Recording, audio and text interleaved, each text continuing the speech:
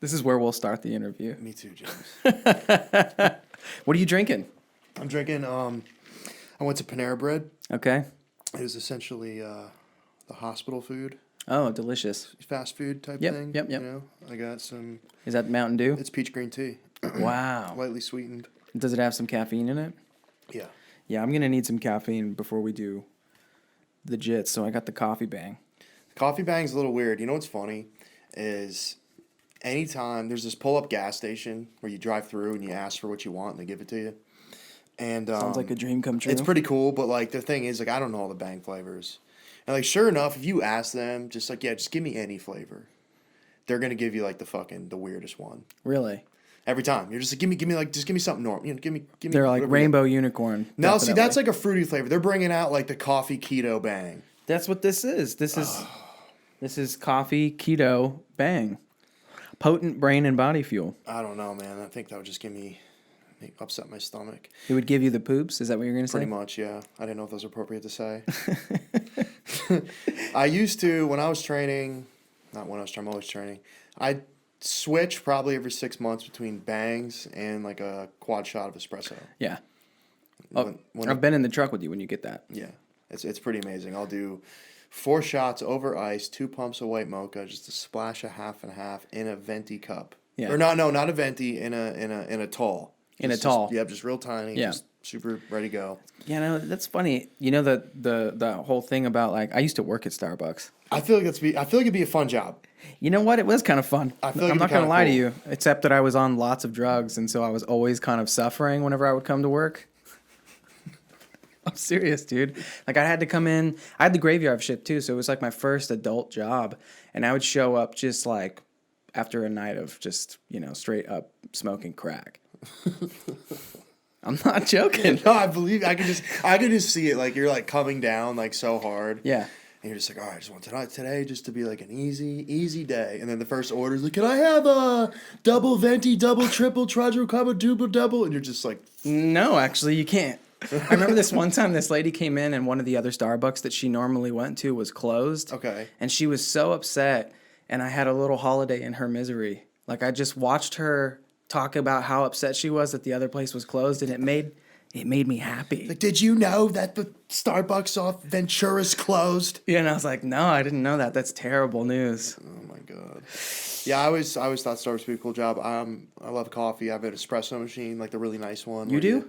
Where you tamp it and the steam and all the crap, and I have no idea how to use it. Really? No, I've had it for 2 years. Don't know what's going on. It's just. Do you use it? No, it takes up like half my counter. Really? So you want to sell it?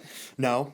I've had a lot you of want me to come over and show you how to use it? You know what? Actually, yeah, that makes sense. You probably know how to use one of these things. I was a barista. It's extremely complicated. I'm trying to think of like what jobs I hated the most when I was getting high.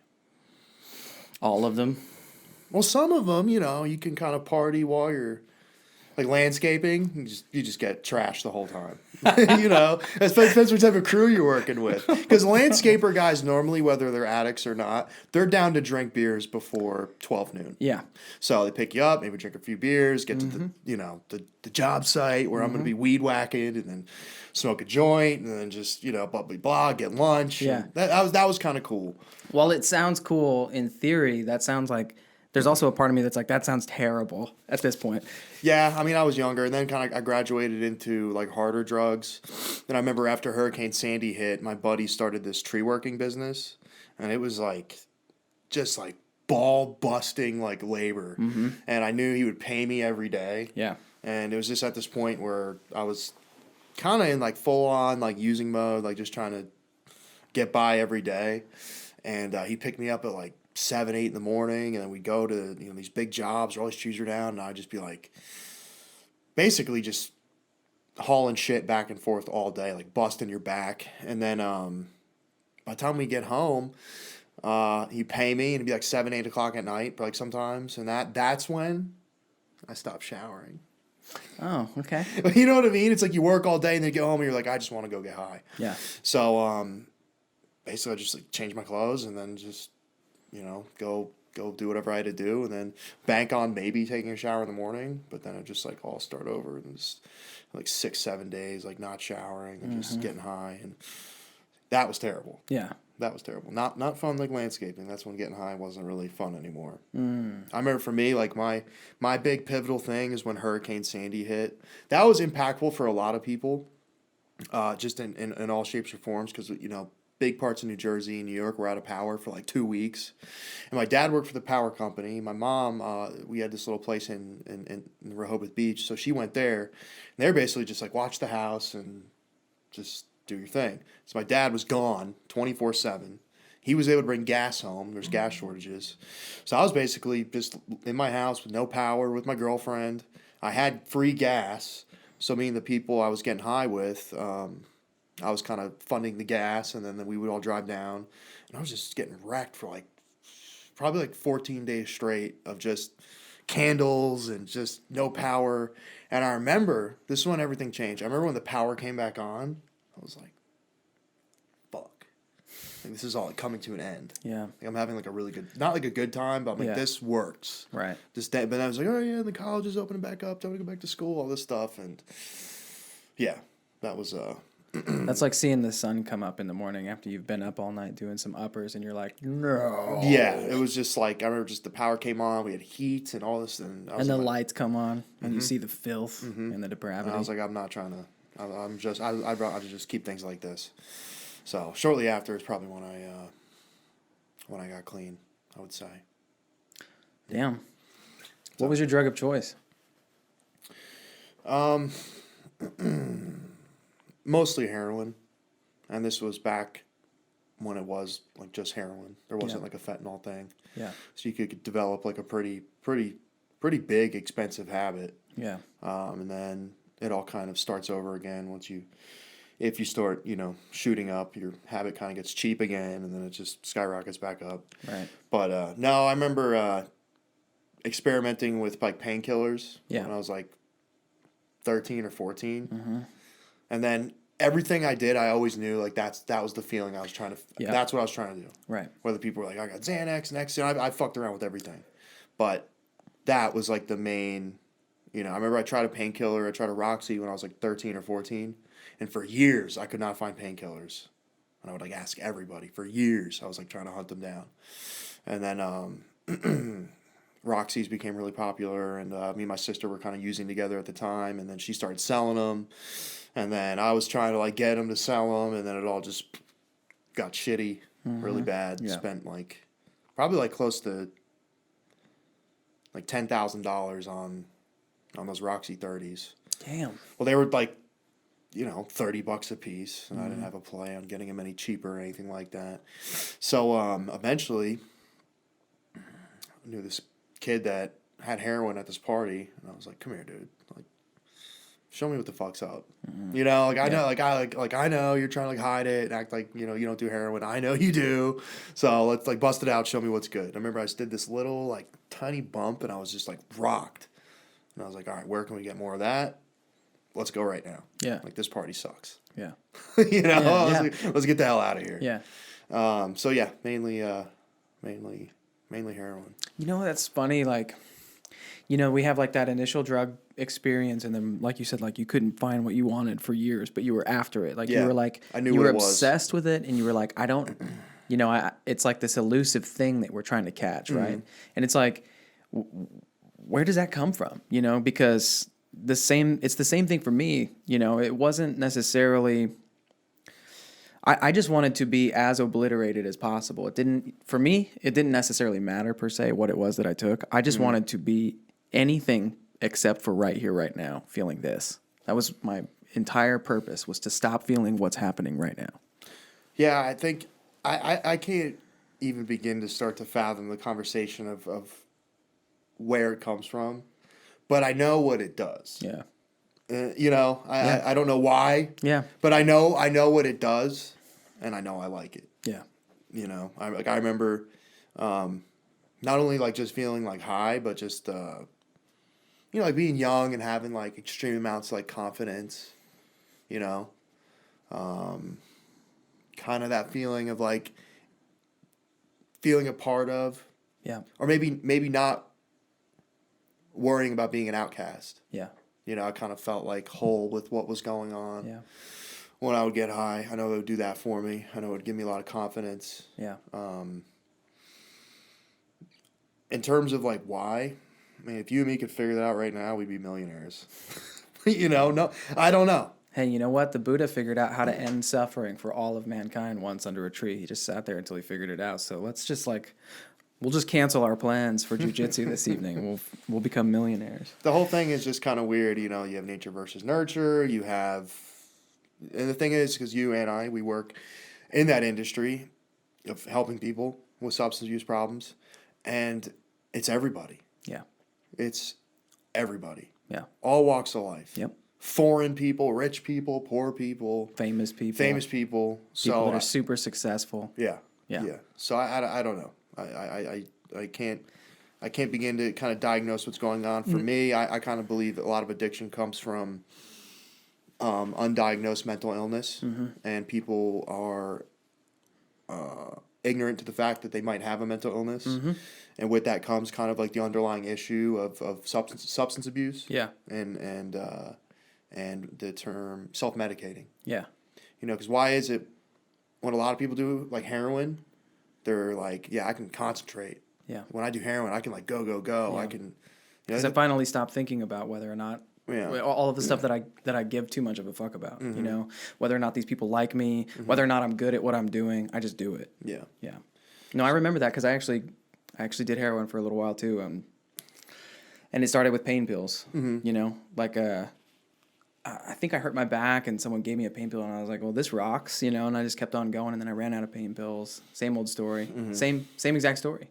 Yeah. But it was interesting, like when I would get high on heroin specifically, it was such a relief to stop caring what people thought about me because I'm so in my head about that frequently. Yeah, I am too, and I think it led me to be a people pleaser. I kind of grew up being like, kind of like took on like some of that like class clown identity, and it wasn't. I knew I was doing it because I wanted people to like me. I wanted to make people laugh.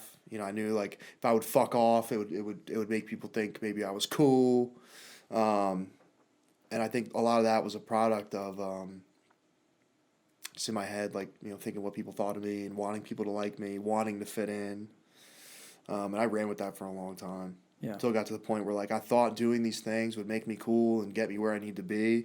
Then it like turned into like, well, where's the party tonight? People are like, don't invite Colt. Yeah. Because he'll mess up your house. He'll get wasted. Someone will steal something. He'll invite a bunch of people. And I thought that was like the cool and funny thing to do. Yeah.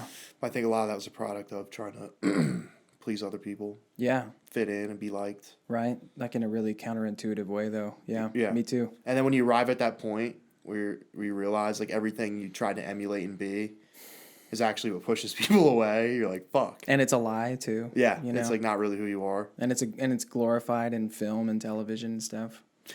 It is. Yeah. It is. Like the whole like Project X thing and fucking Steve-O. Yeah. Now he's really turned it around, but Yeah. I think a lot of kids see stuff like that and they think they're like missing out. Yeah. Yeah. It's like I watch these like Barstool Sports and all these like crazy college parties. I mean, I'm pushing 30 and I see that stuff and I'm like, I feel like I missed out. Yeah. What the hell? Yeah. Yeah. And that's not a good place to be. No. But you don't gotta let yourself go there. No. I think my heroes were like Jim Morrison. Okay. I loved that, like he was like a drug trash can. He was just like, yeah. And he was like famously like had a huge tolerance and resilience. So he was just like taking more than everybody else and doing better at it. And I was like, I want to be like that. I want to. Cool. Yeah.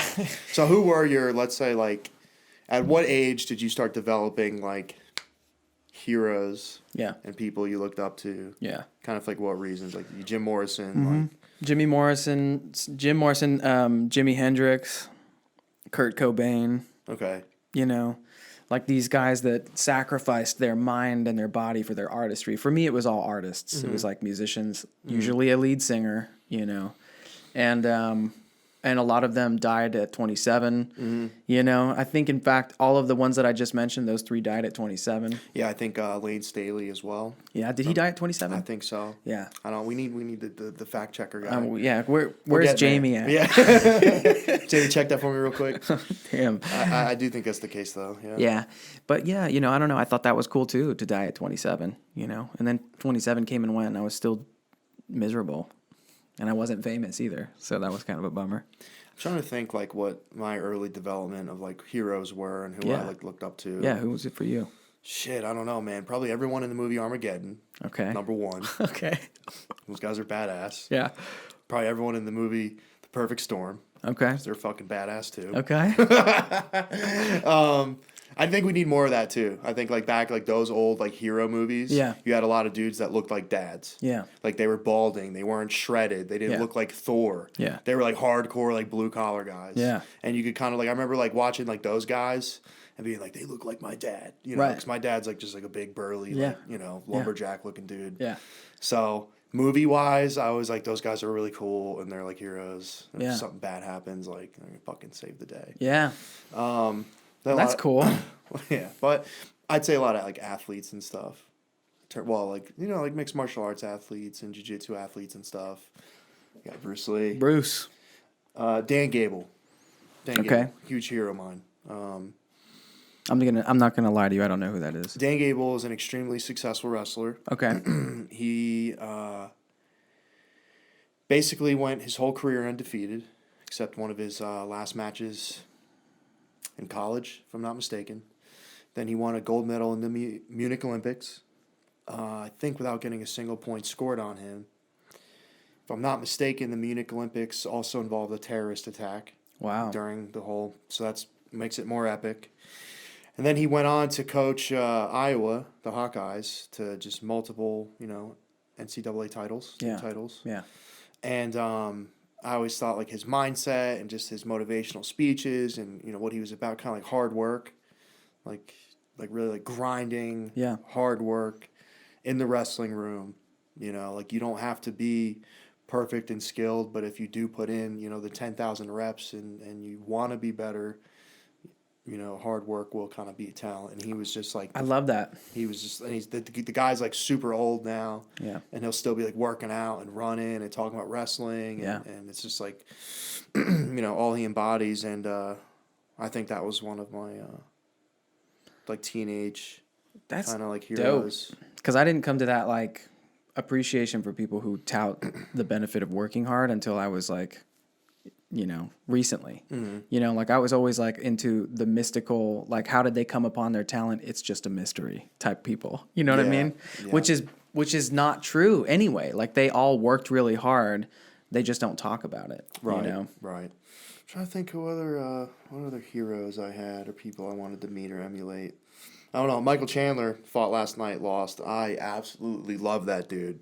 Super badass. He's definitely going to win a UFC title within the next year and a half, I'm going to assume. Did lose last night to Charles Oliveira, though. So you started wrestling in, what, middle school or So I was even kind of before all that? over the place. I started wrestling in preschool. I stopped at middle. Okay. Wrestling and Taekwondo in preschool. And then kind of that petered out in middle school. Then I started doing a lot of club wrestling in high school. So we had a lot of really, really cool outlets to do that because it was very popular up north. You have like the Edge in Hoboken and just all these places that you could go specifically for wrestling. And then probably when I was around maybe 13, I was living out in LA and my mom got me involved at this gym. It was called Legends MMA. It was in Hollywood. And it was owned by like Randy Couture. It was kind of like helmed to be the next big MMA gym. Okay. And Eddie Bravo was originally kind of teaching his 10th Planet stuff out of there. Wow. I never took any classes with him, but I just kind of took their like MMA classes. It's kind of weird because it was like MMA, like you're punching and doing stuff, and I didn't really know what the hell was going on, but I was like really hooked. And then when I got home back to Jersey, I told my mom, I was like, I want to like start boxing, you know. And she called around and she took me to this gym. Well, before she took me, she's like, hey, this gym, She's like, they do boxing. She's like, but the guy was kind of saying, like, they do, like, everything. And this is before I kind of understood, like, mixed martial arts and that it kind of involved multiple styles.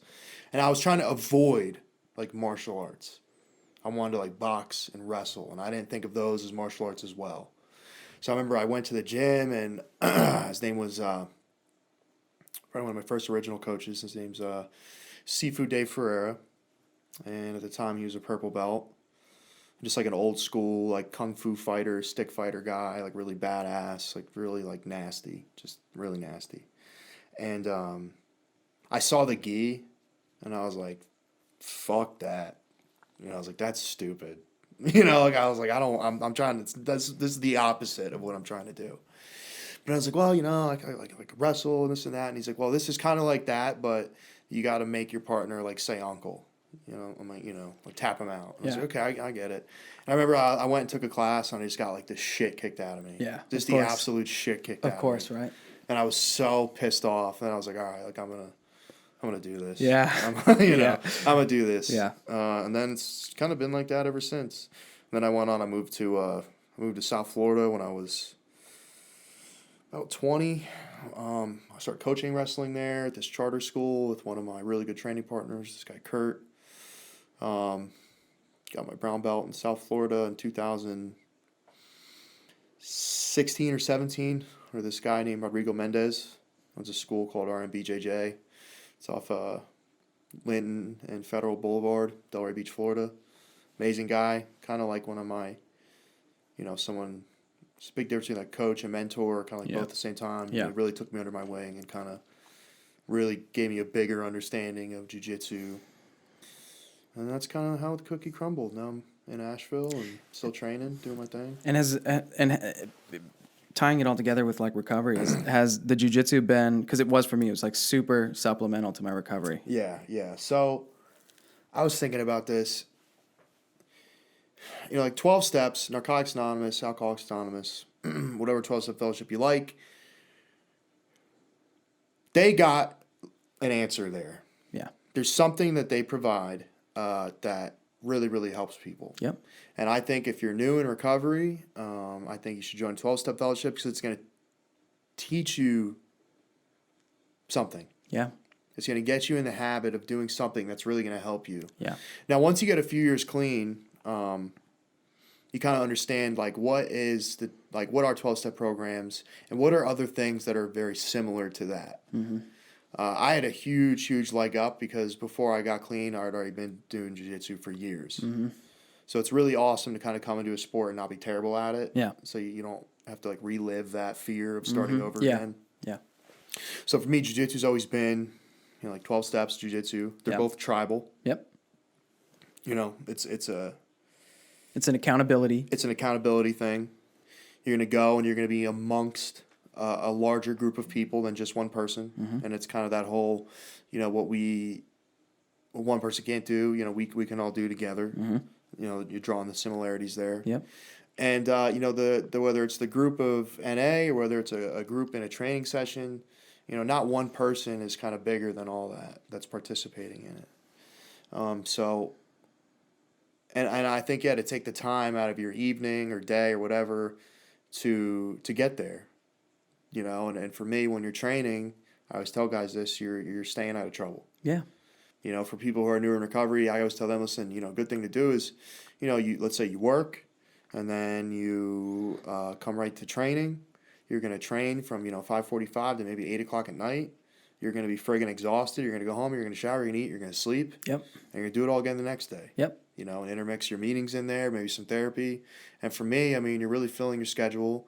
You're doing something that holds you accountable, and it's making you, like, physically and mentally better. Mm-hmm. And it's tiring you out, too, right? Yeah. It's wearing you out when you're in those, like, early stages and you're just, like, all raw and your head's spinning like a hamster wheel. Yeah. Yeah. Yeah. So I think martial arts are amazing for everybody, and I think there's a million different kinds of martial arts that anybody can do and participate in, regardless of their attributes. Yeah. And I think it's a really good thing to kind of tie in with recovery. That's why, you know, the Friday night training session, that was originally for for men in recovery that wanted to kind of, train. Yeah. So that's what it is. It's a safe space available on a Friday night if you want to learn martial arts. Now it's really just hardcore jiu-jitsu heads trying to find more mat time. Yeah. But we get some guys that come. Yeah, and every once in a while they keep coming. Yeah, and that's why we have, guys like Ben and other people where it clicks. Yeah. And that goes back into, if we're just saving one person, then maybe that's like a good job. Yeah, man.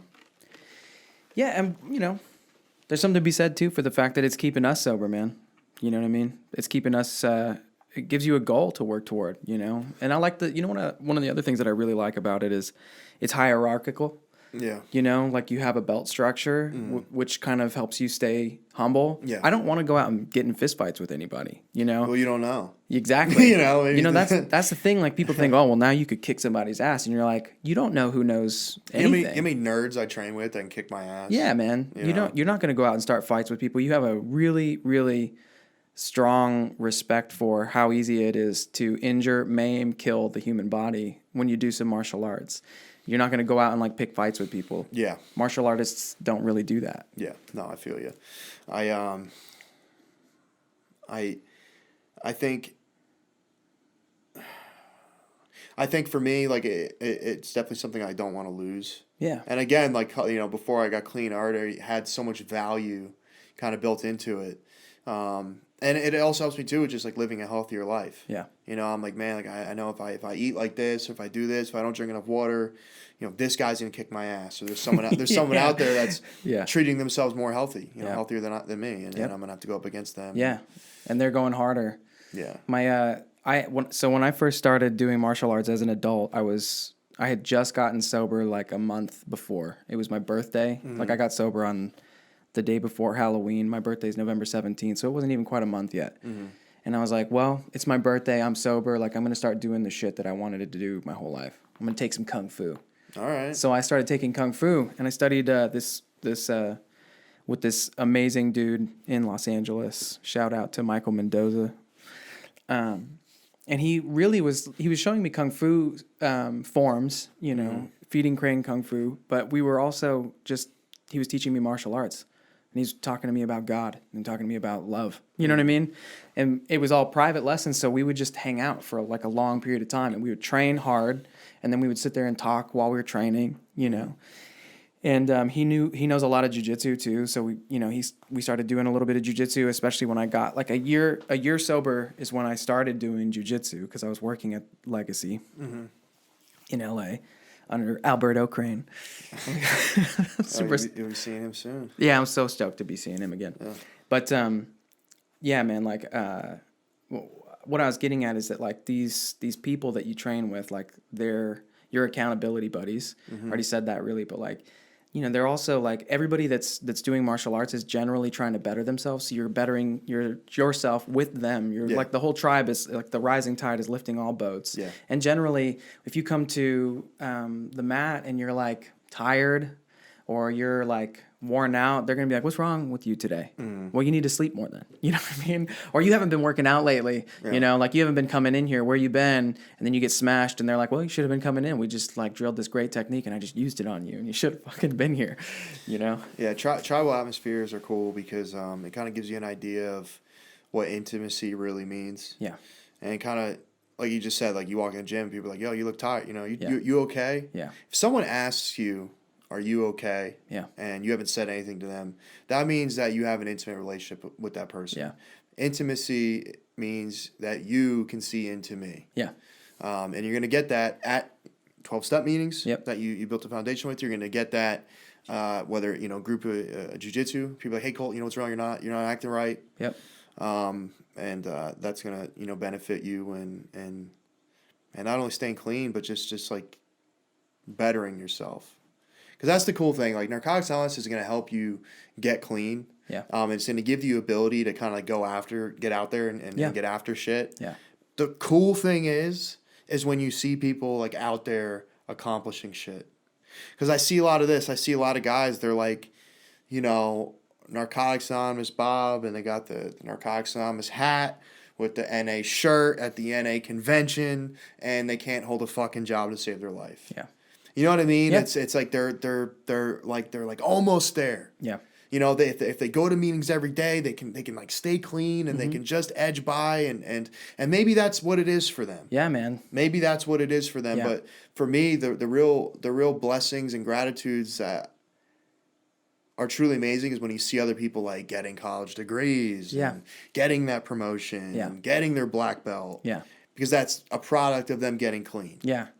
You and I are both super driven individuals. Yeah. We're like that. We're goal oriented. Like we want to see results. We want people to succeed. We want people to be champions. Yes. You know? Because of my ADHD, I'm very goal oriented in the shit I like. Yeah. And the shit I enjoy. Me too. Which means the stuff I can concentrate on. Yeah.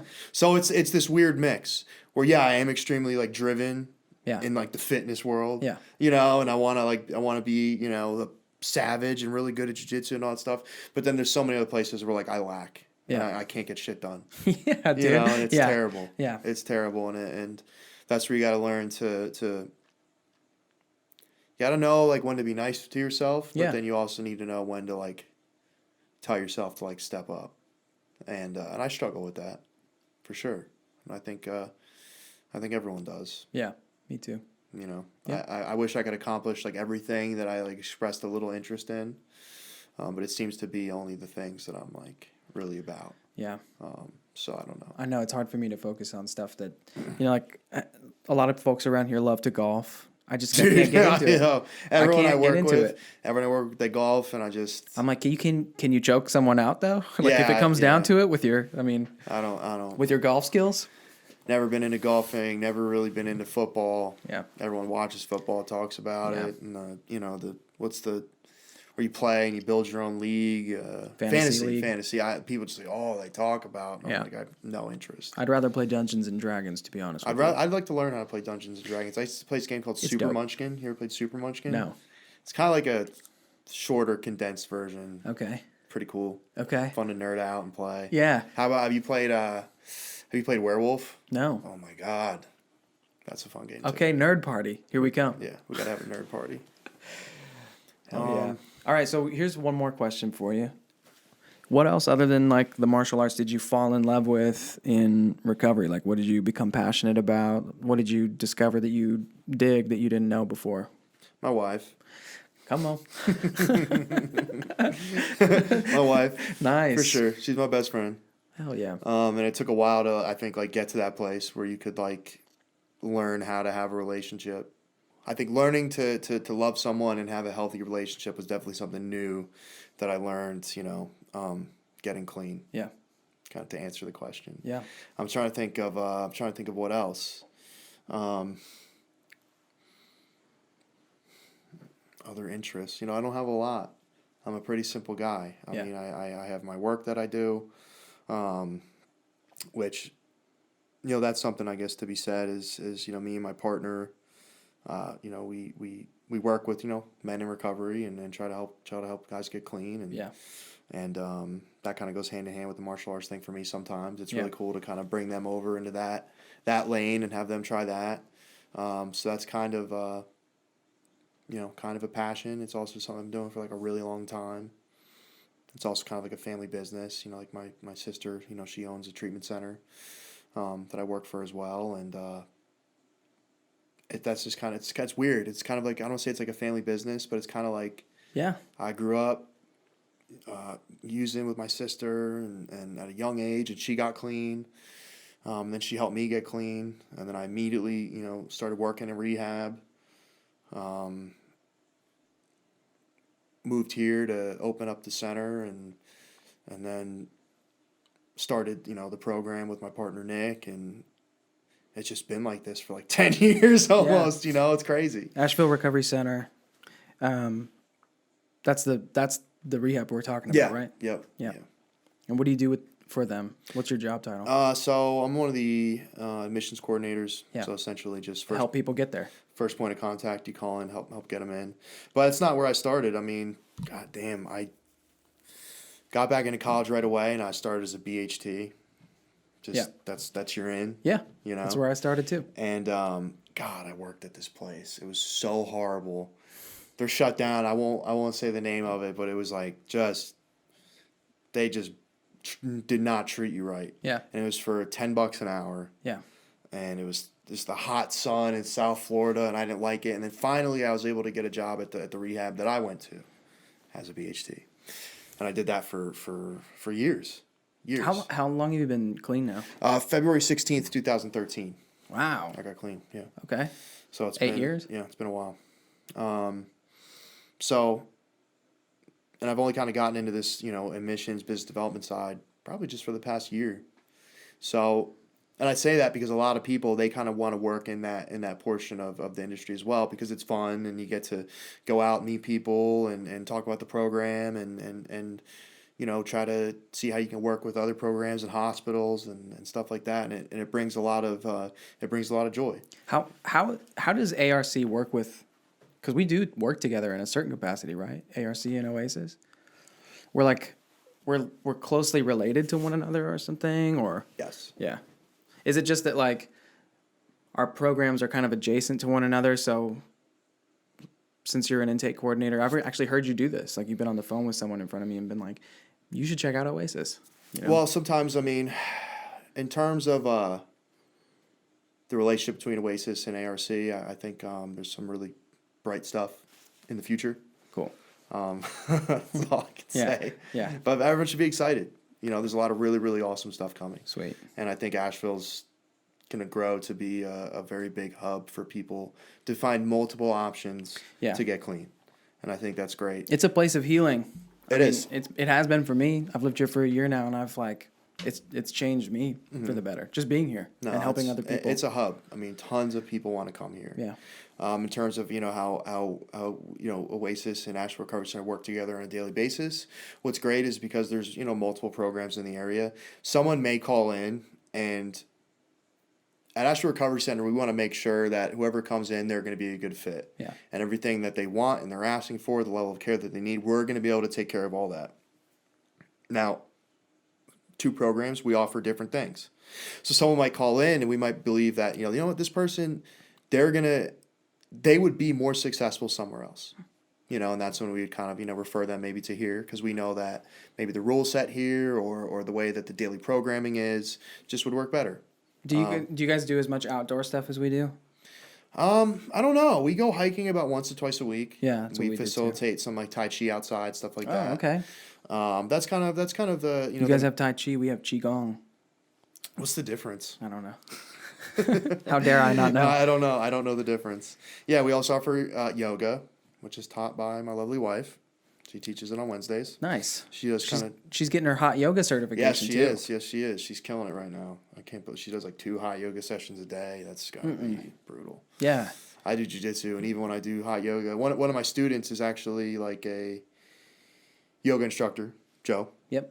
And it's funny because we kind of like trade off on like just like killing each other. Yeah. Because, he'll come and take a class, or we'll train together, and I'll just try to just, choke him out, whatever. Yeah.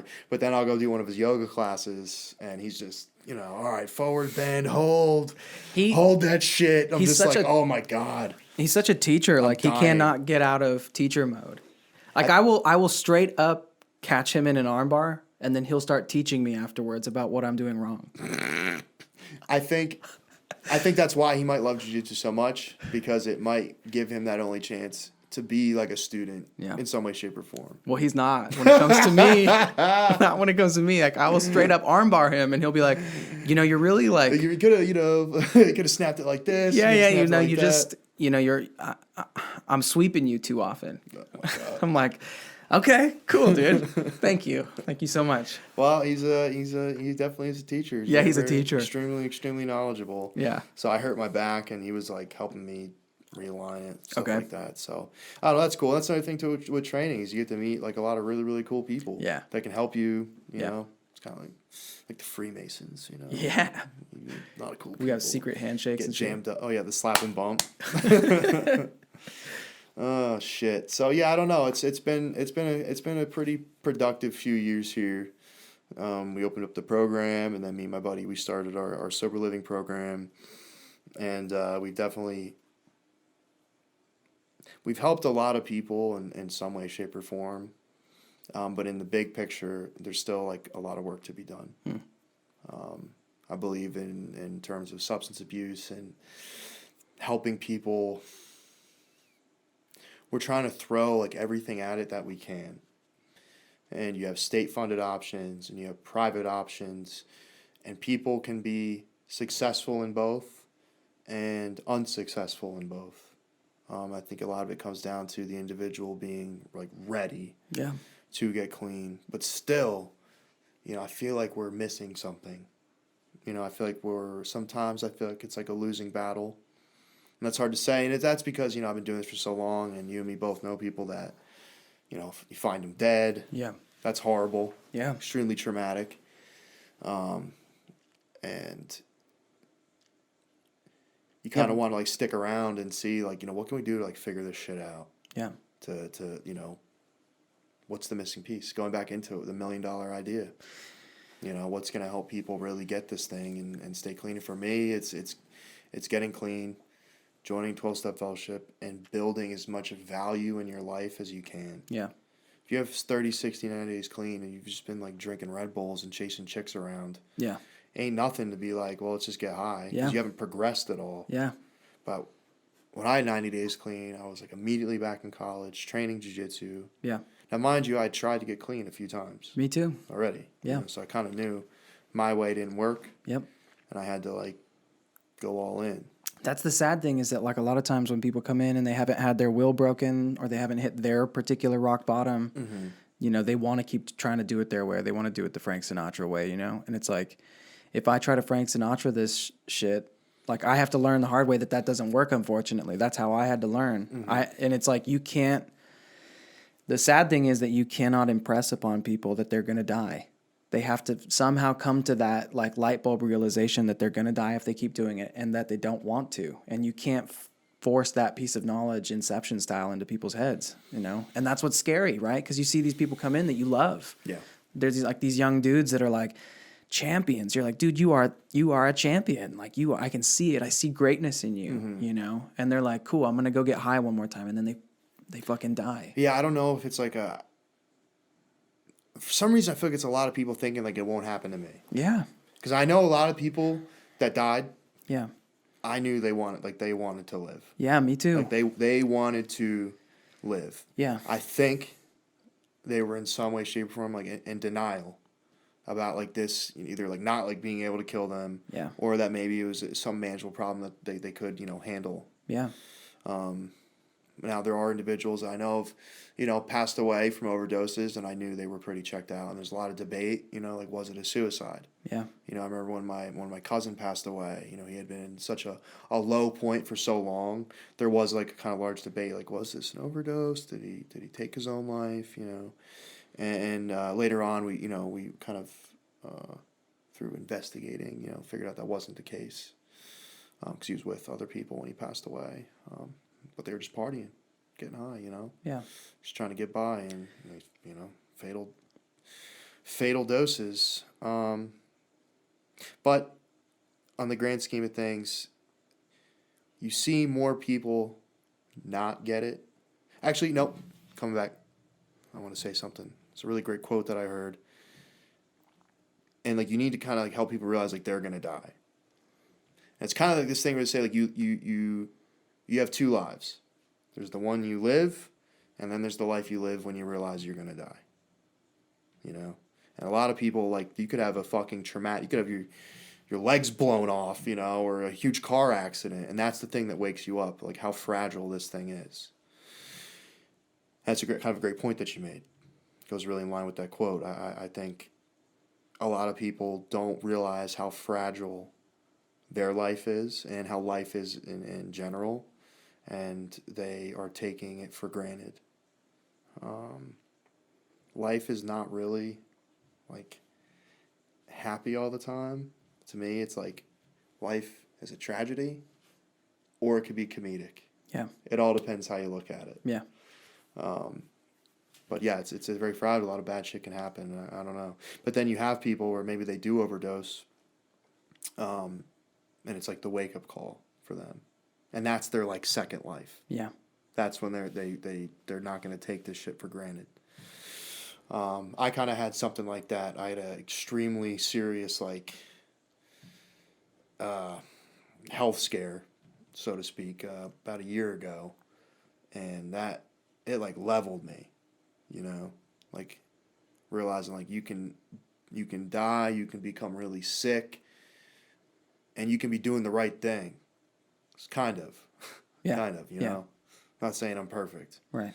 but kind of like that why me, why God, you know, God thing, and it's kind of like, and I always say this to my brother-in-law, you know, why not you? Anybody can get it in terms of bad shit happening, you know, and that's kind of what I tell sponsees or people that I work with, like you can be doing everything right and still eat a shit sandwich. But that's kind of when it's up to you, like that's when you got to like invoke the spirit to like get through it, you know, because that's when shit hits you the hardest.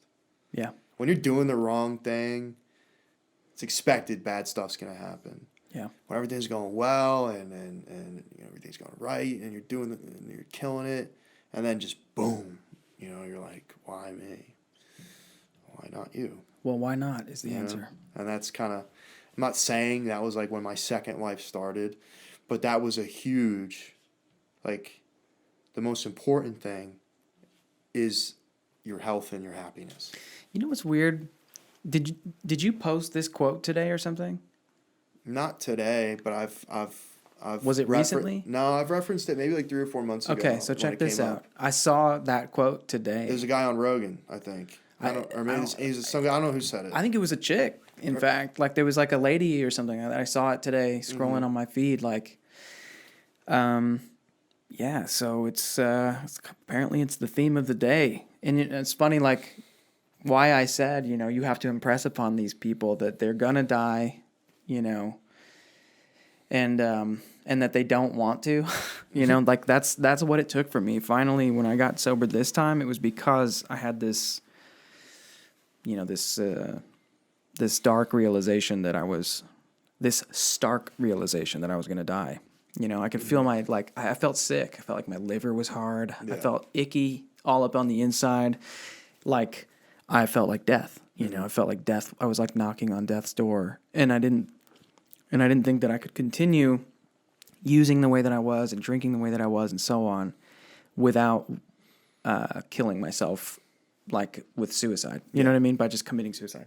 Yeah. So when I realized that I was going to die one way or the other and that I didn't want to, that's when my life changed. So like I'm living that quote, you know, and it's interesting that it's the second time I've heard it today. It's really, really wild.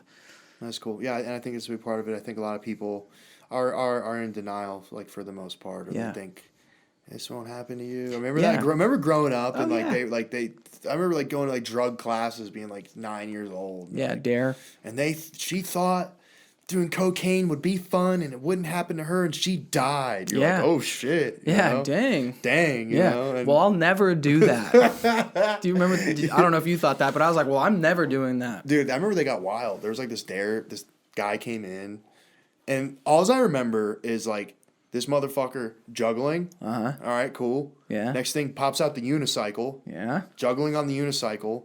Then he's like, I need a participant, you know, and like everyone's raising their hand. Billy next to me raises his hand. Billy gets picked. Yeah. And I know like this isn't like a setup. Right. Even though I'm like 9, I'm like, this is wild. This is real. I wish it was me. Yeah. This fucker puts Billy up on his shoulders. This guy's riding a unicycle around fucking juggling. With Billy on his shoulders. Yeah, pinballs. Yeah. And I'm like, this is the coolest thing ever. Yeah. You know? And he yells up at Billy, all right, start punching me. Billy's punching him in the head. So then that act is over. And then he just like uses his last 5 minutes to tell us this like horrible story about like this like amazing woman like tried cocaine once and died. Dang, dude. And I was like, this is like weird.